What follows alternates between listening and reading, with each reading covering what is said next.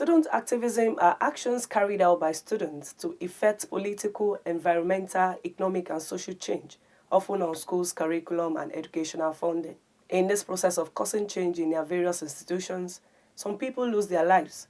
However, students are now afraid to actively demand their right because they know those who have done so in the past have fallen victim of brutality. Student activism is necessarily a product of student unionism, because you don't have student activism outside student unionism. It's born out of the primary objectives of what student unionism is all about. So activism is at the center. By activism, students don't necessarily mean hooliganism. So far, so good. Student activism is an integral part of our academic in every institution. It is more than extracurricular activities. It has been part of the regulation that a student must have a body that will be governed by themselves. Activist speaks on the significance and benefits of student activism to schools and society at large. Student activism brings about a knowledgeable fact as regards how politics is being run outside there. It's more like a training ground for the future leaders. We have some of our friends, leaders in the student activism, that we have some of them in the House of Rep, we have some of them in the House of Assembly in their state, probably after they graduated from the school. We have some of them and they are actually doing well. So it is one of the things they pass through in the student union. I believe they are well trained because they run one or two politics at the same time. And one other thing is that it brings about a leadership in the students.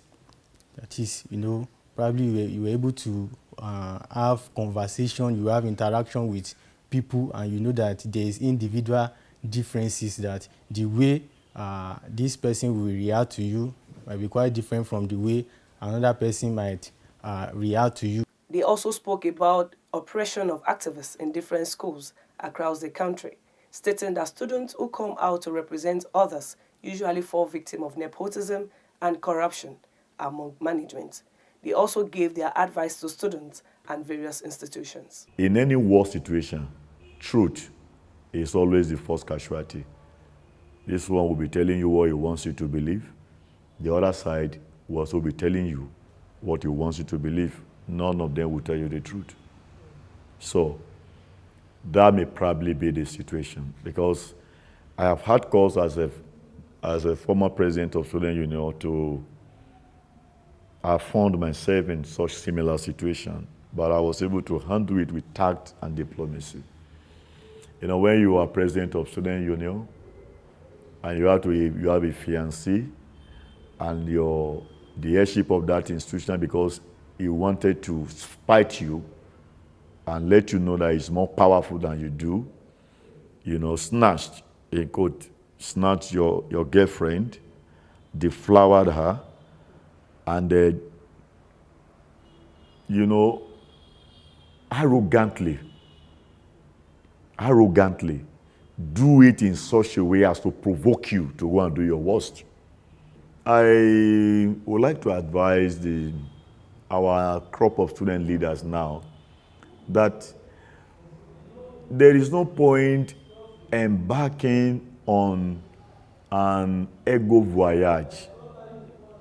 You want student populace to see you as being Marco, as being bold, as being daring. It's no longer the fad. The world has moved beyond that methodology. The focus now all over the world, when you are talking about conflict and conflict resolution, is engagement, is dialogue. Okay?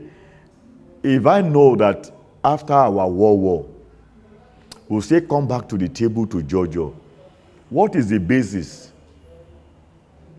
going for World War in the first instance? Biafran War, 1979 to 1977 to 1979, or thereabout. Yes, 1967 to 1970, lasted for 3 years. At the end of it, what happened? She came back to the round table to discuss. So, Yoruba people will say, somebody that we overtake and later have to wait for. Why do we have to overtake that person? The world has left the stage of causing chaos, and the only reasonable way to tender grievances may be through dialogue and engagement. It is important for students, management of institutions, and the government to work together in ensuring that the school is safe for all. Preview Kolade, reporting for KAFTAN TV.